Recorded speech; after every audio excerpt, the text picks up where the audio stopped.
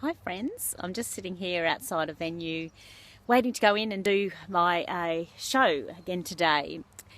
I have to admit I'm feeling a bit emotional this week. I don't know whether the more shows I do in a week, the kind of more emotional energy I get going on, but I was thinking about what am I going to talk about today, and it's going to be an audience of predominantly women again, and I really can't go past going back to talk about what I keep harping on about, and that is that thing of self-love, of loving ourselves enough. Every time I do a show and I look out into this audience of faces and I just see all these beautiful miracles, and when I start talking about loving ourselves and owning ourselves, and I just see so much emotion in people being released.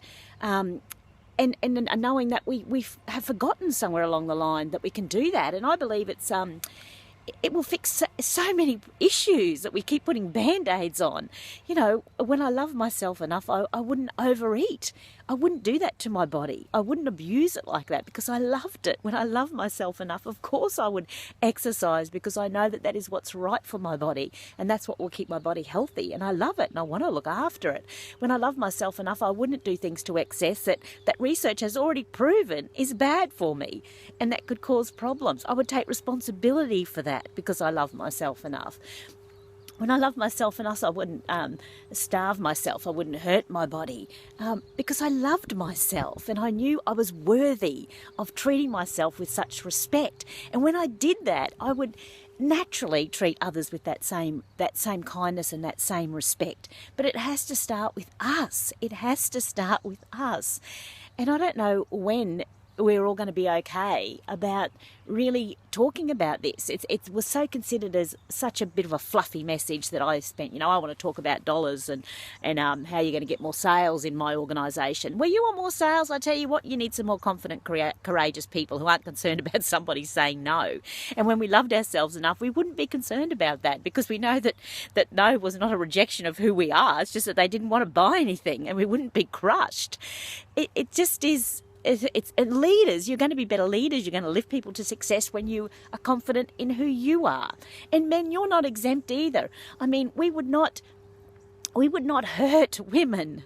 We would not hurt women and wield our physical strength over the vulnerable if we were feeling good about ourselves. And as women, we would say no to the relationships and we would be much more comfortable being on our own than in some negative relationship when we loved ourselves enough. There are so many issues that stem from a place of people feeling not good enough, not worthy enough of their own love. It's time. Can we just do this and own the space that we are in? Look into yourself instead of at yourself. Look into who you are and remember the little miracle that you were born to be. I see you. You've got to look into ourselves again and not buy into the media and the comparisons that we make against each other. We are individuals. We are a world full of individuals, beautiful, amazing, unique individuals. Let's walk through the world with the confidence of knowing that for sure. And you can't give what you don't have. So you need to give it to yourself first before we can give it to anyone else. So go giving yourself some loving today on this beautiful Sunday. Okay, be back soon. See ya.